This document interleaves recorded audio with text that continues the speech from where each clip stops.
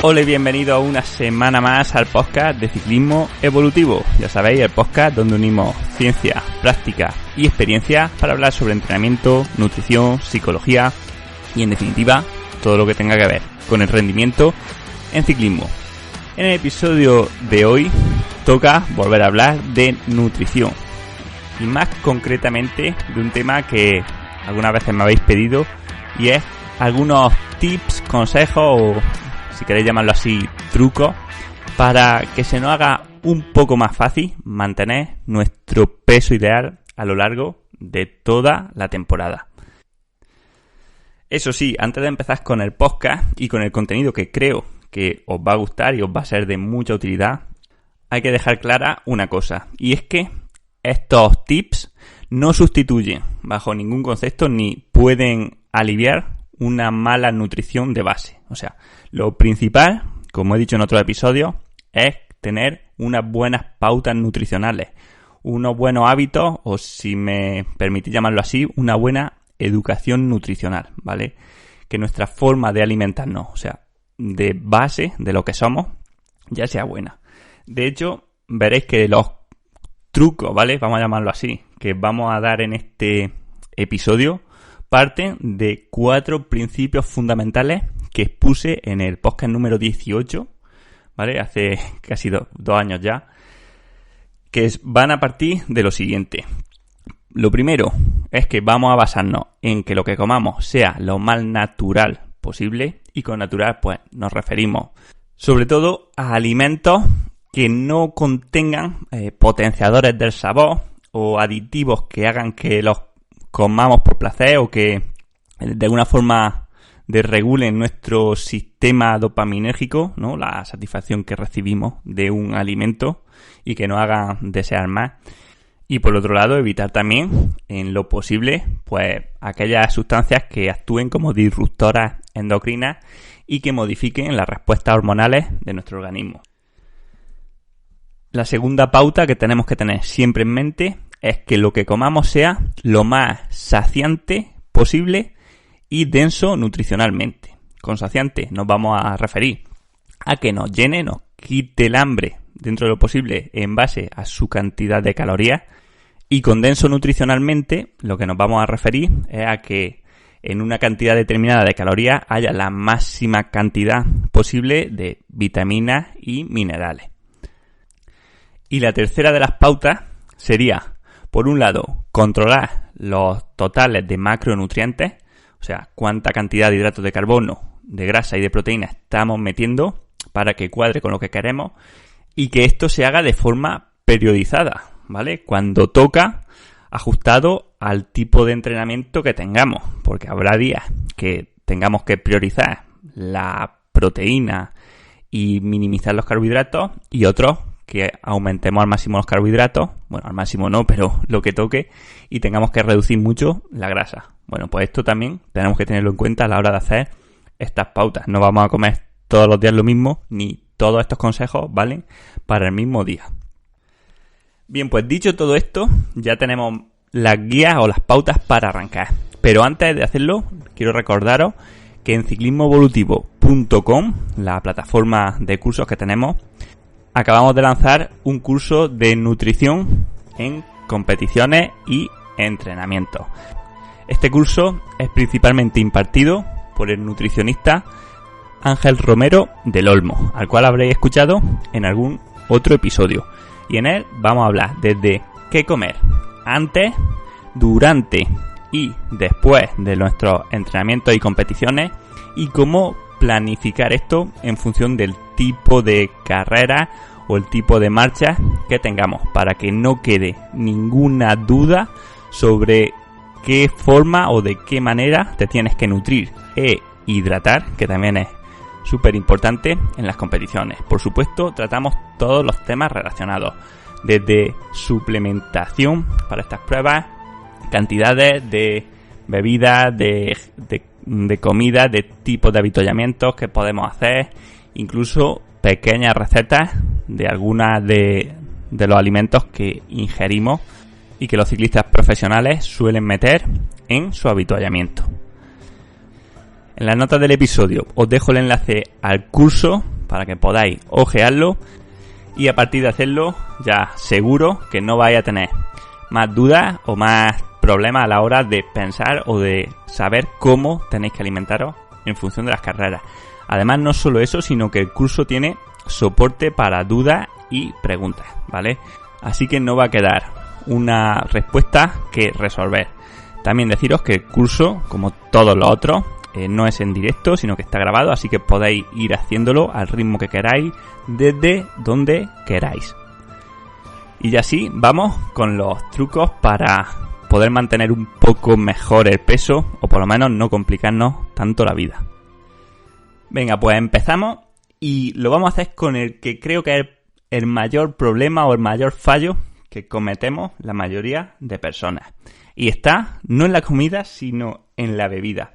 Y es que no nos damos cuenta de la cantidad tan ingente de calorías, en la mayoría de las ocasiones vacías, o sea, que no nos aportan nada o nada más que, en todo caso, azúcar, que ingerimos a lo largo del día. Y que estamos hablando de cantidades que si las sumamos semanalmente o mensualmente pueden dar lugar a varios kilos de peso. Pero además, digamos que calorías que tampoco nos sacian, puesto que las bebidas son muy poco saciantes, quitando algunas como por ejemplo la leche, y que desde luego están detrás ya no solo de los problemas para la pérdida de peso, sino de la epidemia de obesidad tan bestia que tenemos en el mundo, sobre todo haciendo referencia pues a los refrescos y los batidos, etcétera, ¿vale? Todas estas cosas que están tan de moda en principalmente los niños. Bueno, llegando al ciclismo, las dos pautas que tenemos que tener claras es que deberíamos minimizar al máximo la cantidad de bebidas que nos aporten calorías y que ingiramos, puesto que, como decía, son muy poco saciantes. Y en el caso de que lo hagamos, pues que cuidemos mucho cuáles son estas.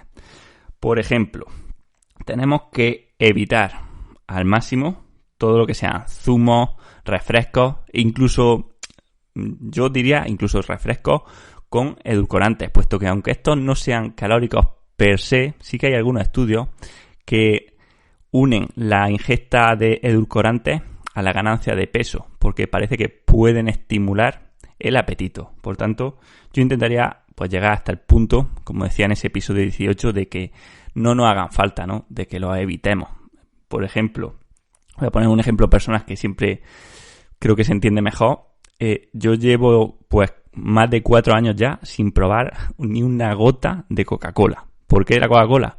Porque me daba cuenta que la Coca-Cola era adictiva, o sea, que era casi más fuerte que yo, ¿no? O que podía con mi autocontrol, que hacía que quisiéramos beberla incluso sin necesidad, ¿no? Ya conforme te vas acostumbrando te la pide el cuerpo casi para todo. Así que la solución fue cortarla de raíz, o sea, no quitarla un poco o no tomarla de vez en cuando, sino no tomarla nunca.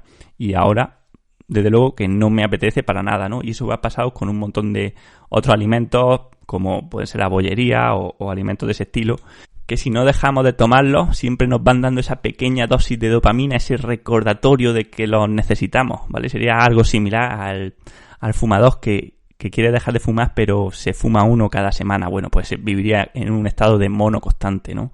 Y creo que eso también nos puede pasar si no somos capaces de cortar de raíz según qué alimentos que llevan unas sustancias que desde luego son más potentes en muchas ocasiones que nuestro autocontrol, ¿vale? Recordamos también una frase que dije en ese episodio, que es el hambre siempre gana, ¿no? Que podríamos también llamar a el deseo siempre gana. O sea, o lo cortamos de raíz o vamos a tener un momento de duda, de un poco de tristeza, de depresión, de como queráis llamarlo, donde vamos a caer, ¿no? Donde suele caer la gente también con estos atracones. Porque al final el cuerpo se lo sigue pidiendo y solamente era su mente, su autocontrol, el que evitaba que cayeran ahí, pero el autocontrol no dura para siempre, ¿vale? Así que, bueno, esto de decirlo, ¿vale? Por este aspecto, ¿vale? Quitarnos los refrescos, los zumos, bueno, todas las bebidas que sean calóricas, excepto algunas o en algunas ocasiones, ¿no? Como puede ser, pues, por ejemplo, en los desayunos, ¿no? Donde solemos meter un poco de leche, si tomamos cereales o tomamos avena, o en la merienda, En fin, no hay que quitarse todas las bebidas calóricas. O sea, por ejemplo, en el desayuno pues podemos tomar un poco de leche. Al que le siente bien, por ejemplo, pues la leche de vaca puede ser una buena opción, ¿vale? Entera o semi-desnatada, porque es bastante más saciante que la desnatada. Al que no le siente bien, o leche sin lactosa, o si se toma leche, por ejemplo, de soja o de arroz, de avena, bueno, hay que tener un poco de cuidado con las cantidades porque tenemos que saber que vienen bastante suplementadas con azúcar. Si miramos la composición nutricional, veremos que llevan o glucosa, o fructosa, o sacarosa, ¿vale? Que son bebidas que llevan bastante poco del fruto seco o del cereal que se supone que tienen que llevar, ¿no? Y bastante azúcar. Así que hay que ser cuidadosos con las cantidades. Por ejemplo, si nos hacemos un café o nos hacemos un té, pues intentamos minimizar la cantidad de leche. O sea, echamos un dedo de leche y vamos acostumbrando a nuestro paladar a tomar ese sabor cada vez pues lo más natural posible, sin tanta cantidad de leche. Incluso pues llegando al punto de que si nos hacemos una infusión seamos capaces y la disfrutemos de tomarla sin azúcar y sin leche o ya os digo, con muy poca leche. De hecho, he hablado de lo que hay que quitar, pero luego hay otras bebidas que habría que intentar priorizar para compensar esta y porque también nos van a servir mucho cuando tengamos crisis de hambre, que es algo que veremos también más adelante. Y entre estas están, pues especialmente las infusiones de todas clases, pero especialmente las que sean de hierbas, casi todas nos aportan algo útil, desde los tés, ¿vale? Que nos aportan antioxidantes y en dosis de pequeñas teaninas, que es un símil o algo que una sustancia que actúa de forma similar a la cafeína. Té negro o rojo son más altos en cafeína, té verde más alto en antioxidantes y por supuesto manzanilla, menta poleo, tila, valeriana, bueno, casi todas las hierbas, casi todos los tipos de infusiones nos aportan una u otra sustancia beneficiosas, a las que no vamos a entrar en este episodio, pero que son interesantes por el aspecto de hidratación y también por el aspecto de quitarnos el hambre. Y otra gran ayuda es el café descafeinado, pero de cafetera. Muchas veces más que el hambre lo que necesitamos quitarnos es esa sensación de que por rutina o porque socialmente toca el hecho de merendar o de comer o de, en fin, ingerir alimentos. Y en este caso, pues hacer el café, al igual que hacer la infusión, con el procedimiento que conlleva de poner el agua, de poner el café, de ponerlo al fuego, etcétera, hace que mentalmente ya tengamos esta sensación de plenitud o de, por lo menos este pensamiento subconsciente de ya he comido o ya he merendado, ¿vale? Además de que al estar caliente da la sensación de que llena un poco más. Bien, y el segundo error, por orden de importancia, que más veo o que más creo que tenemos, está en el desayuno, ¿vale? Normalmente los desayunos que realizamos suelen ser bastante pobres nutricionalmente y bastante poco saciantes. El desayuno, desde luego, y en el caso de que lo hagamos porque muchos días y en muchas ocasiones la mejor opción puede ser directamente no desayunar o tomar un café o una infusión y salir a entrenar, pero en el caso de que sí que desayunemos, pues tenemos opciones saciantes también según o en función de cuál vaya a ser nuestro entrenamiento. A mí me gustan principalmente dos. Una es hacer un bol grande, pues con un poco de leche, con avena, con algo de fruta, ¿vale? Por ejemplo, un plátano o una manzana o arándano, en fin, lo que sea. También le podemos echar algo de frutos secos, algo de semillas, ¿vale? De chía, de lino, en fin, de lo que queramos. Esto puede ser una buena mezcla, incluso le podemos echar para suplementar un poco un pelín de proteína de suero, ¿vale? 10 o 15 gramos para darle un poco de proteína y un yogur natural. Con esto vamos a estar súper saciados y estamos metiendo un montón de vitaminas y de minerales. Otro desayuno, quizá para los días que no nos interesa ir alto en hidratos de carbono, para días de descanso puede ser simplemente 2 huevos, ¿vale? O 3 o 1 en función del hambre que tengáis y de las calorías que necesitéis, con un poco de proteína, ¿vale? Bueno, lo que queráis echarle. Pero sobre todo, aquí lo importante está en lo que tenemos que evitar a toda costa. Galletas, magdalenas. Normalmente también todos los cereales tipo pastel o tipo dulce, ¿vale? Ya sabéis los que me refiero, estos que vienen rellenos de chocolate, los Chocapic, los Choco Crispy y bueno, todo esto. Que ojo, que a lo mejor se pueden meter en algún día puntual si vamos a entrenar muy duro o antes de una competición. Bueno, se puede meter, pero ya digo que de forma normal no. A cambio, en mi opinión, el cereal más saciante con diferencia es la avena, ¿vale? Porque al final nos da una sensación de plenitud impresionante. Si la dejáis toda la noche en agua, veréis como la avena se hincha, ¿no? O absorbe el agua, y algo similar ocurre en el estómago, haciendo que el volumen que ocupa, pues, ayude a quitarnos un poco el hambre, además de que es lenta de digerir. Claro, esto no la hace óptima para competiciones o para entrenamientos muy duros si desayunamos muy cerca del entrenamiento, porque vamos a ir un poco pesados, pero sí para días donde no tengamos tanta necesidad de hacer una digestión perfecta. Esto tampoco quiere decir que de vez en cuando no se puedan meter un dulce o un pequeño capricho, pero sí es verdad que tenemos que tener en cuenta el timing o dónde lo metemos, porque va a ser mejor o peor. Por ejemplo, en caso de que queramos meter algún dulce o alguna pieza de estas típicas de desayuno o de bollería, pues el mejor momento probablemente sea durante un entrenamiento exigente. Aquí voy a poner otro ejemplo que creo que es representativo de lo equivocados que estamos muchas veces respecto a la nutrición. Es que recuerdo que, pues bueno, cuando competía, a mí me gustaban los días duros pedir café bombón. O sea, bombón quiere decir aquí que es con leche condensada, ¿vale? Que es, pues bueno, mucha azúcar y leche en polvo. Bueno, pues mucha gente se echaba las manos a la cabeza como diciendo, joder, que poco te cuidas, ¿no? O que poco en serio te lo tomas, que te estás pidiendo el café con esto, con lo que engorda. Y claro, yo decía sí, pero ahora durante el entrenamiento lo que tengo que hacer es comer, y si me apetece el dulce me lo tengo que tomar ahora en mitad, ¿no? Porque lo voy a gastar en el entrenamiento y me va a dar energía para hacerlo. Lo que no me voy a tomar nunca es un café bombón en mi casa para merendar después de entrenar, ¿no? De hecho, ni voy a comprar en ningún caso leche condensada, pero, ¿vale? Veis como el timing es lo importante. Si lo tomo durante el entrenamiento, va a ser incluso buena gasolina. Y si lo tomo por la tarde en casa, pues va a ser, bueno, en todo caso nos va a ayudar a reponer los depósitos de glucógeno, y si no, pues se transformará en grasa. En el caso de la comida no suele haber problema, y es que es bastante simple. Una fuente de verdura, ya sea cruda o cocinada, intentando variar lo máximo posible. O sea, no comáis siempre lechuga con tomate y con zanahoria, ¿vale?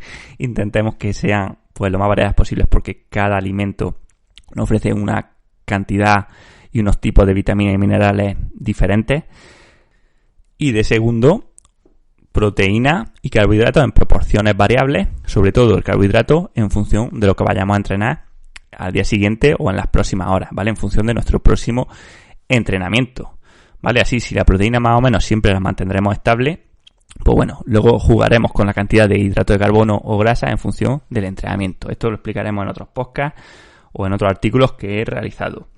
Y con el postre sí suele haber más problemas o más dudas, otra vez volviendo a lo mismo, ¿vale? Solemos pecar de meter demasiadas calorías en el postre muchas veces sin ser conscientes de ello. Por un lado, porque hay días que quedamos muy saciados, comemos mucho y parece que tenemos que comer el postre porque sí, además no cualquier postre, ¿no? Sino que un postre grande. Y por otro lado, porque, digamos que ignoramos la cantidad de calorías que pueden tener, por ejemplo, algunas frutas que solemos comer de forma indiscriminada, ¿vale? Y que en algunas ocasiones pues pueden ser un problema. Por ejemplo, hay algunas frutas como el mango, la uva o incluso la sandía y el melón que son muy calóricas y que si las comemos en bajas dosis no hay ningún problema, pero el problema, por ejemplo, es que cuando comemos sandía, ¿vale? La sandía no tiene muchas calorías por 100 gramos, ¿vale? Entonces, cuando vemos una tabla de frutas con más o menos calorías, la sandía sale de las más bajas. Pero porque tiene mucha cantidad de agua. Ahora, nadie come 100 gramos de sandía. O sea, muchas veces nos ponemos y es muy fácil comernos 1 kilo de sandía. Claro, ya 1 kilo ya tienes que multiplicar esos 100 gramos por 10. Ya son dosis que son bastante altas, que no suele ser un problema cuando entrenamos duro, pero que si estamos en un par de días de descanso, de paseo, y nos ponemos a abusar de algunas frutas, pensando que por ser fruta no engorda, seguramente nos estemos equivocando, ¿no? Y hay mucha gente que come muy muy limpio y dice como muchas frutas, como muchos frutos secos, como mucho queso del bueno y tal, y no adelgazo. Pero es que al final te estás metiendo muchísimas calorías sin ser consciente de ello, o pensando que porque no comemos dulces o no comemos pan no vamos a engordar, y eso no es así. Por cierto, aquí quería hacer referencia a quizá el mayor amigo del ciclista, que es el yogur natural sin azúcar. ¿Qué yogur que yo tomo, el que recomiendo, el que creo que es el mejor? El normal, el que cuesta encontrar en el supermercado, el que no es desnatado, no lleva azúcar, no lleva proteína, no lleva nada, o sea, el yogur natural y punto. Bueno, pues ese es una odisea encontrarlo en los supermercados, pero es el tipo de yogur más saciante, y además dentro de los alimentos el yogur es el que se relaciona en estudios observacionales con menor cantidad de grasa, o sea, con mayor pérdida de peso, si queremos llamarlo así, ¿vale? Por tanto, ya digo que es uno de los aliados del deportista, que nos sirve para los postres, para las meriendas, para los desayunos, para después de cenar, en fin, para casi cualquier momento donde tengamos estas crisis de hambre. Por ejemplo, a mí una receta fácil que me gustaba hacer era mezclar un yogur o dos con un pelín de leche y echarle, no sé, algo de cacao, de canela o algo de proteína de suero para darle sabor, mezclarlo y meterlo al congelador. Y bueno, si queda bien, queda una especie de helado, ¿no? De helado de yogur, como estos que ahora se están poniendo tan de moda, que se venden, que es súper sano y mucho mejor que los helados normales de cualquier sitio.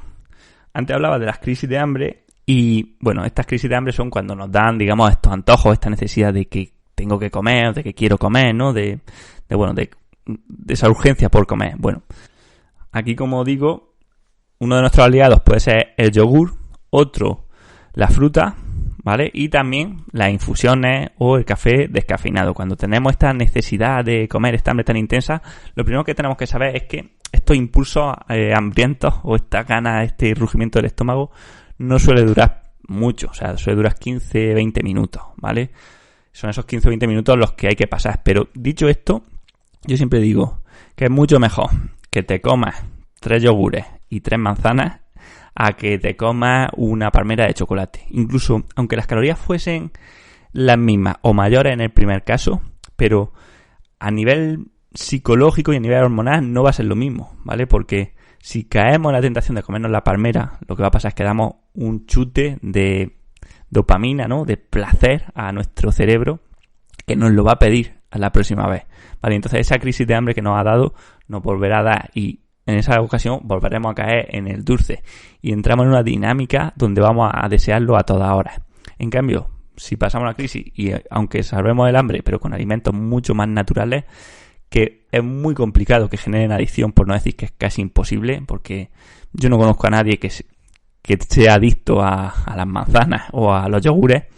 Bueno, pues si lo hacemos de esta forma, vamos a mejorar o vamos a minimizar los problemas que tengamos en el futuro. Por tanto, ya os digo, si tenemos estas crisis, intentad salvarlas con alimentos muy naturales y también ayudándonos, pues, por ejemplo, como digo, de las infusiones o del café descafeinado, porque nada más que estar caliente ya alivia bastante el hambre. Pero bueno, el hecho de prepararlo o de tomarlo también quita bastante el apetito. Y de hecho, otro consejo que no es tanto nutricional como educativo o de hábitos es no tener nunca en casa alimentos que podríamos denominar basura o alimentos que no deberíamos comer. Yo sé que muchos me vais a decir, esto es que es imposible porque mi hijo o mi pareja pues quiere tener magdalenas, quiere tener galletas, en fin, o que vivo con mis padres y tenemos en casa un montón de chocolate guardado, ¿no? En el armario. Bueno, eso sin duda es un problema, porque claro, el tenerlo ahí al lado aumenta un montón nuestra apetencia, nuestra ansiedad por ellos, porque los tenemos prácticamente a mano. O sea, si nosotros estamos trabajando y tenemos a la derecha una bandeja con pasteles o con bombones, nos lo vamos a comer sin hambre. En cambio, si esa bandeja estuviese a un piso de distancia o mejor en un edificio cercano, no vamos a ir y no nos lo vamos a comer. Y lo mismo ocurre aquí. O sea, si tenemos un poco de hambre o aburrimiento y tenemos a mano los dulces, nos los vamos a comer muchas veces por aburrimiento. Si no los tenemos a mano y ya tendrías que ir al supermercado a comprarlos, vestirte, tal, al final entre que te pones y tal, no te los comes. Lo que decía, si hay que tenerlos porque al final es porque la familia los tiene o porque no queda más remedio, pues bueno, intentar no tenerlos a la vista, eso dentro de lo posible, e intentar también negociarlo con ellos, porque al final damos por hecho muchas veces que como tengo hijos tengo que tenerlos, pero es que tampoco es bueno para tu hijo, ¿sabes? Al final le estás dando el problema a tu hijo, ¿vale? Que son jóvenes y ahora mismo a lo mejor lo gastan, pero a la larga le estás creando también esa dependencia con esos alimentos. O sea, no es bueno para ti, pero ni para tu hijo, ni para tu mujer o tu marido, ni tus padres, ni nadie, ¿vale? Entonces, bueno, sí que habría que intentar dentro de lo posible, pues, negociarlo con ellos, hacerlo entender o hacerlos ver que eso no es lo mejor y, bueno, por lo menos nosotros dentro de lo posible protegerlos y no tenerlos a fácil alcance. Bien, otra cosa que considero que es bastante importante es el cocinar nosotros mismos. ¿Por qué? Porque cocinando no solamente ya el hecho de pasar tiempo preparando los alimentos da la sensación de mayor plenitud, ¿vale? De que digamos que muchas veces el hambre es un hábito, ¿no? Y tenemos interiorizado que tenemos media hora para comer, que es esa media hora donde nos relajamos, etcétera. Si a la vez estamos cocinando, gran parte del apetito disminuye, ¿vale? Si lo realizamos nosotros, pero es que además controlamos la cantidad de calorías que estamos ingiriendo y la calidad de los alimentos. Al final tú controlas el aceite, la sal, el azúcar que le echas, el estado en el que están esos ingredientes y bueno, puedes tener más control sobre lo que estás metiendo en tu cuerpo. Es que no olvidemos que cada molécula de comida que ingerimos pasa a formar parte de nosotros. O sea, tenemos que ser súper cuidadosos con aquello que metemos en nuestro cuerpo, porque nosotros somos lo que comemos, nunca mejor dicho.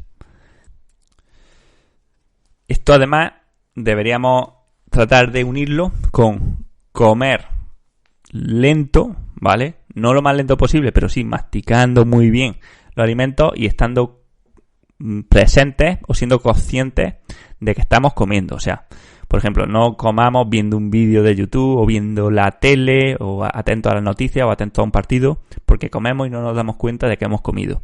Y en muchas ocasiones incluso queremos seguir comiendo porque queremos seguir viendo el vídeo, ¿no? Y tenemos interiorizado que comer es ver la tele o ver el vídeo. Entonces, lo ideal que sería comer sin nada, o sea, solamente haciendo presencia o siendo conscientes de lo que estamos comiendo, o por qué no, y mejor, pues teniendo una buena conversación pausada con amigos. No sé si os habéis dado cuenta, pero cuando comemos de forma muy lenta, obligados, por ejemplo en celebraciones o, bueno, por mil y una causas, solemos comer bastante menos. Y es que desde que estamos llenos hasta que sentimos de verdad la sensación de plenitud o de saciedad, puede pasar unos 15 o 20 minutos de nuevo. De hecho, los japoneses tienen una frase que dice algo así como que tienes que comer hasta que estés lleno al 80%, porque ese 80% significará un 100% dentro de 20 minutos. En cambio, si comes hasta que dices, ya estoy lleno, ya no me cabe más, y lo haces rápido, seguramente dentro de media hora vas a decir, he comido demasiado, tengo mala digestión, estoy pesadísimo, ¿vale? Por eso siempre intentad comer lento y estando presente en el momento, siendo consciente de lo que masticamos, de los sabores, etcétera. Cocinar también es bueno para los viajes, para cuando tengamos largos traslados, por ejemplo. Cuando tenemos que comer en la carretera, porque tenemos un largo viaje, la mejor opción, sin duda alguna, y además esto más que comprobado, son los tuppers. ¿Vale? Llevarnos nosotros nuestra propia comida en un tupper de cristal, o nuestra ensalada, o nuestra pasta, nuestro arroz, lo que sea, pero tiene múltiples ventajas. Lo primero, es mucho más barato. Lo segundo, muchísimo más rápido que entrar a un bar y sentarnos y que nos pongan y tal. Y lo tercero, que es más sano, mucho más sano, porque al final somos nosotros los que decidimos lo que comemos, los que hemos controlado la calidad de la comida. Por no decir que si vamos con gente o incluso aunque vayamos solos, podemos parar en un área de servicio, con árboles, tranquila, o sea, estar a gusto. Yo lo veo, con todos los viajes que he hecho, creo que es sin duda lo mejor, y creo que casi todos los compañeros estaban de acuerdo en esto. También os diría que a la hora de la compra suele ser mejor hacerlo en un mercado o de forma local que en un supermercado. ¿Por qué? Pues principalmente por la cantidad tan ingente de plásticos, que ya, salvando el tema del medio ambiente, que desde luego es súper importante, también está el tema de los microplásticos en sangre. Sabemos que los microplásticos, ¿vale?, o estos plásticos que rodean todo lo que tiene el supermercado, pasan luego a nuestra sangre. Se han encontrado microplásticos incluso en los fetos de los bebés. Somos, ahora mismo, los seres humanos estamos o somos en parte plásticos, ¿vale? Estos microplásticos o estos disruptores endocrinos tipo el bisfenol A que está en las latas y algunos otros, son tan pequeños o son tan poderosos que pasan a formar parte de nosotros, se quedan en nuestro organismo y evitan que algunas hormonas funcionen correctamente. Por ejemplo, interfiriendo con sus receptores o añadiéndose a otros señalizadores, haciendo que las respuestas endocrinas del organismo empiecen a funcionar peor. De hecho, algunos estudios ya muestran la relación de estos disruptores endocrinos y microplásticos no solo con enfermedades degenerativas, sino también con una mayor ganancia de peso. Y por último, ¿qué ocurre si tenemos un evento social? No sé, o sea, quedamos con amigos, vamos a tomar algo, o tenemos, yo que sé, una celebración, una boda, lo que sea. Tenemos que dejar de ir para no engordar. Bueno, pues ya sabéis que yo no soy de eso o no opino así. Creo que hay tiempo para todo y hay que pasarlo bien también en todos sitios. No hay problema por estar con los amigos, no hay problema por tomar algo de vez en cuando. No tenemos que ser esclavos ni de la dieta, ni del ciclismo, ni de un plan estricto de entrenamiento, porque si no al final va a ser peor. Tenemos que dejar o tenemos que también ser capaces de disfrutar de otras cosas, siempre, bueno, con un poco de control, en su justa medida. Pero bueno, en caso de que sean estas circunstancias y salgamos, ¿no?, y salimos con amigos, y ¿qué podemos tomar, no? Porque en un bar al final no vamos a pedir una botella de agua.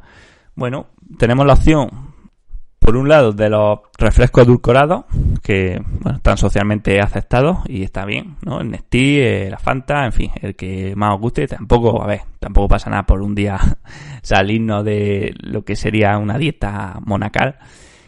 Y en caso de tomar alcohol, pues bueno, aunque no ocurre nada, porque al final, si un día tomamos cerveza, tampoco es un problema. Pero bueno, dentro de lo malo, pues por ejemplo, el vino tiene muchas menos calorías que la cerveza. Y bueno, aquí me diréis que eso no es verdad, ¿no? Que según las tablas nutricionales, incluso el vino tiene más, porque tiene más alcohol. Pero, claro, la diferencia es que las cantidades que se toman de vino son mucho más bajas que las de cerveza. De hecho, de una cosa sí que estoy convencido, sobre todo en la población no deportista, y es que la cerveza es uno de los alimentos culpables, pero vamos, seguro que culpables de su obesidad. La cerveza es un alimento súper calórico, o sea, estamos hablando de unas 200 calorías por tercio, ¿vale? Que no son muy saciantes y que se suelen acompañar además también de otros alimentos con muy baja calidad nutricional. Por tanto, bueno, eso de barriga cervecera creo que está totalmente justificado y es más que real. En fin, nunca pensé que hablaría de esto también en el podcast, pero fijaros cómo ha salido el tema y oye, seguro que a alguno quizás le interese. Y nada más, yo creo que ya está bien por hoy el podcast. Han salido bastantes cosas, bastantes tips. Ya veis que no hay milagros, son consejos con sentido común y siempre centrándonos en los principios, que era comer sano, natural, cuando toca y controlando los macronutrientes. Estos simplemente son estrategias para llevarlo a la práctica. Si os ha gustado, simplemente os pediría que lo compartáis con compañeros, compañeras, amigos de grupeta, bueno, en fin, con cualquier persona a la que creáis que le puede interesar, puesto que es la mejor forma de ayudar al podcast, aparte, por supuesto, de inscribiros en algunos de los cursos que tenemos en ciclismo evolutivo, que tenemos cursos prácticamente de todo lo interesante respecto a entrenamiento, y también deciros que tenemos un grupo en Telegram que se llama Ciclismo Evolutivo, que tenéis el enlace en las notas del episodio, donde vamos compartiendo información también que vamos viendo útil sobre entrenamiento, nutrición o psicología. Así, sin nada más que añadir, yo soy Manu Solarjona y esto ha sido Ciclismo Evolutivo. Nos escuchamos la semana que viene.